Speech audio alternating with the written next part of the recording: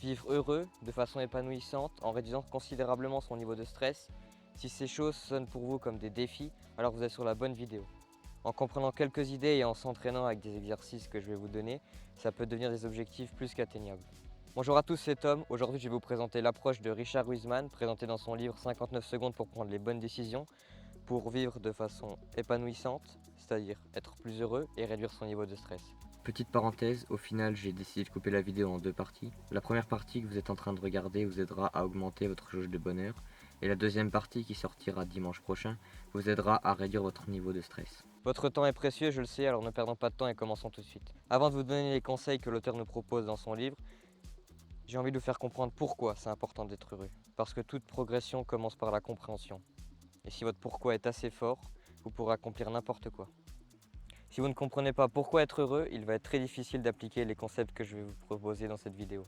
Être heureux nous procure une longue liste d'avantages par rapport à nos compères malheureux. Amélioration de notre santé physique et mentale, espérance de vie plus longue, boost de notre système immunitaire, amélioration de nos relations avec les autres, succès professionnel, parce que quand on est heureux, on est plus productif, succès sentimental. Selon les statistiques, les gens heureux ont plus de chances de se marier et une fois mariés, moins de chances de divorcer. Puis pour finir, c'est quand même vachement cool d'être heureux, on va pas se le cacher. Bref, le bonheur a tout à nous offrir et ce n'est pas une caractéristique qu'on devrait négliger au quotidien. Donc on va passer au conseil numéro 1, apprendre à tenir son journal intime.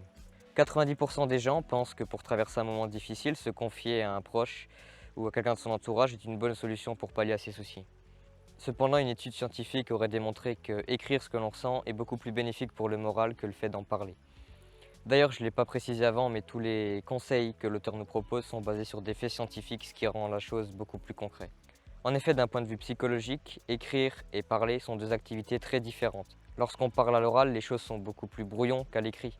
On n'a pas de véritable ligne directrice, on exprime ce qu'on pense directement sur le moment et souvent on se laisse submerger par ses émotions, ce qui rend la chose beaucoup plus confuse pour notre interlocuteur et nous-mêmes. L'écriture, au contraire, oblige dans un certain sens à s'organiser, à structurer nos propos, ce qui nous fait tendre plus facilement vers une solution que de simplement exprimer ce qui nous vient. Souvenez-vous la dernière fois que vous avez parlé de vos problèmes à une personne. Est-ce que vous avez abouti sur une solution? Est-ce que c'était quelque chose d'organisé? Ça vous a peut-être soulagé sur le moment, mais ça n'a sûrement pas abouti à quelque chose de concret. Enfin bref, essayez d'écrire ce que l'on ressent, essayez d'extérioriser tout ce qui se trouve là-dedans et de le mettre sur papier, ça peut plus facilement nous aider à trouver une solution parce qu'on a tous les éléments devant nous et c'est beaucoup plus facile d'avoir une vue d'ensemble sur l'entièreté du problème et de pouvoir lui rentrer dedans et de le défoncer. Personnellement, j'ai commencé à me tenir un journal de bord parce que je ne comprenais pas vraiment ce que je ressentais. Si on m'aurait posé la question il y a un an, Tom, qu'est-ce que tu ressens? J'aurais dit, je sais pas, ou j'aurais donné quelque chose de très vague. En essayant d'écrire tous les jours ce que je ressentais, j'ai appris à me comprendre, à comprendre mes émotions, comment je réagis par rapport à différentes situations.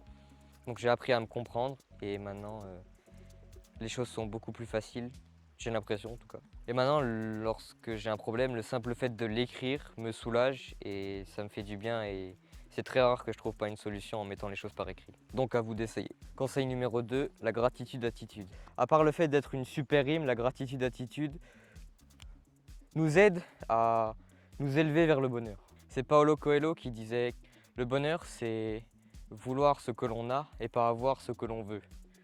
Et je trouvais cette phrase belle et harmonieuse. Je sais pas vous, mais je trouve ça resplendissant. C'est tout, il n'y a pas de blague. En plus de ça, la gratitude, c'est quelque chose auquel on a tous accès. On peut tous être reconnaissant pour quelque chose.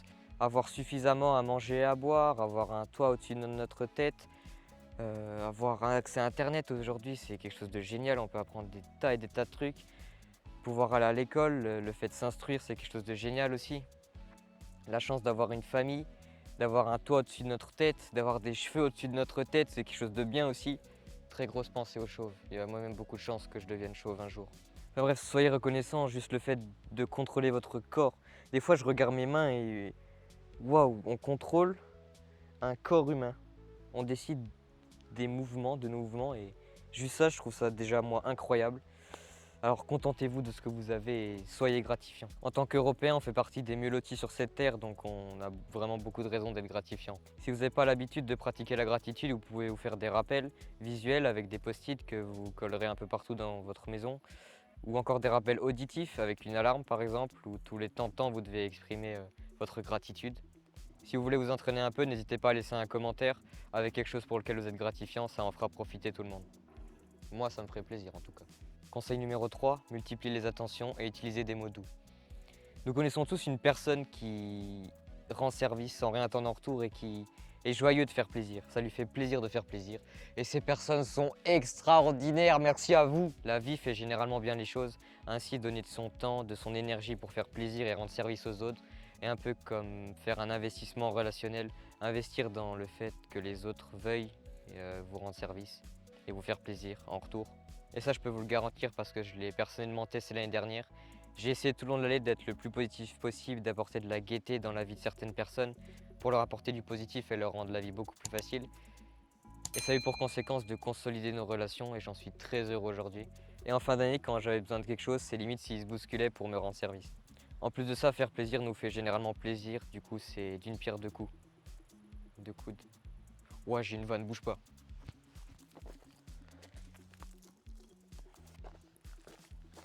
Du coup, ça fait d'une pierre deux coudes. Moi, franchement, j'ai trouvé ça drôle. Donc, on peut dire qu'aider les autres, c'est s'aider soi. Merci. On passe au conseil numéro 4. Si vous voulez être heureux, faites comme si vous l'étiez déjà. On va se redécaler parce que j'adore marcher en fait. Je vous l'ai pas dit, mais j'adore ça. En fait, je pense que je vais juste prendre le trépied puis marcher un peu, puis on verra ce que ça donne. Donc, qu'est-ce que je voulais dire moi? Ah ouais. Toutes les émotions impliquent une réaction corporelle. Si vous êtes triste, vous versez une petite larme. Si vous rayez la voiture familiale, vous préparez votre corps à détaler en vitesse. Ouais, c'est du vécu. Et alors, un problème? Il n'y a pas de problème, merci. Bon, on va se mettre là, il y a un chardon. Chardy Chardon, veux-tu que je fasse ma vidéo YouTube devant toi? Oui, je le veux. Bon, bah, c'est parfait alors. Je disais donc, la science a montré que les émotions impliquaient une réaction corporelle, mais que le contraire était aussi vrai.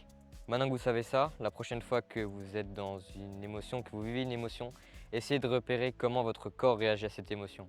Quand vous êtes heureux, comment votre corps réagit, comment vous manifestez ça, comment vous extériorisez ça, de quelle manière vous bougez, quelle est votre expression faciale, est-ce que vous bougez les bras dans ce sens-là ou dans l'autre sens? Enfin bref, essayez de repérer comment votre corps bouge en fonction des émotions. Trouvez quels sont vos comportements selon chaque émotion et essayez de reproduire ces comportements quand vous êtes dans un état, j'ai envie de dire neutre. Vous verrez qu'il est très difficile d'être triste si vous sautillez partout, si vous chantez, si vous dansez. C'est des comportements qui généralement provoquent le bonheur. Et parfois provoquer le bonheur est quelque chose d'important. Personnellement, chanter sous la douche ou danser, me dandiner dans la rue, comme si personne me regardait, ça m'aide beaucoup à me sentir heureux et à me sentir bien. Donc j'essaie de les pratiquer le plus souvent possible. Il y a une citation connue qui dit que la joie peut être la conséquence de notre sourire et que le sourire peut être la conséquence de notre joie. Donc que ça va dans les deux sens. Si vous ne le faites pas pour vous, faites-le pour votre entourage, pour vos amis, votre famille, parce que le bonheur est contagieux, les sourires aussi. On ne sait jamais quand, mais on peut avoir un impact considérable sur la vie d'autres personnes. Et un simple sourire peut refaire une journée. Offrez des sourires, c'est totalement gratuit et ça peut apporter que du positif. Bon, Charlie Chardon, tu m'en veux pas, mais je passe au conseil suivant, on change d'endroit. Non, pleure pas. C'est rien, je reviendrai, je te promets. D'accord? Allez, bisous. J'espère qu'on se reverra un jour. Salut Charlie Chardon. Mesdames et messieurs, Charlie Chardon va nous manquer à tous. Ou peut-être pas en fait. Petite parenthèse, si vous êtes friand de lecture, sur mon blog se trouve un article traitant du même sujet. Je vous mets le lien dans la description, n'hésitez pas à aller voir. Donc on passe maintenant aux bonnes habitudes, parce que la théorie c'est bien, mais la pratique c'est mieux. Prenez le temps dans la semaine d'écrire ce que vous ressentez, de faire un petit résumé de vos journées. Vous pouvez prendre comme habitude d'écrire chaque soir dans un petit journal ce que vous avez fait la journée, comment vous avez réagi à telle ou telle situation, les émotions que vous avez ressenties. Vous pouvez exprimer votre gratitude envers la vie ou envers les gens qui vous entourent, leur dire qu'ils comptent pour vous. Ça leur fera sûrement plaisir et ça vous fera du bien. Si vous traversez une période difficile, faites comme si vous étiez heureux. Souriez, tenez-vous droit, essayez de danser, de chanter. Une petite astuce bonus que nous donne l'auteur, ça concerne les enseignants. D'abord, merci à vous parce que vous exercez un métier génial. Pour les enfants, leur faire s'échanger des lettres de compliments, ça boosterait leur positivité et leur confiance en eux. Ça peut être que bénéfique. N'oubliez pas de passer à l'action parce que personne ne le fera pour vous. C'était Tom. Je vous remercie d'avoir regardé jusqu'au bout. Je vous fais de gros bisous et je vous dis à la prochaine.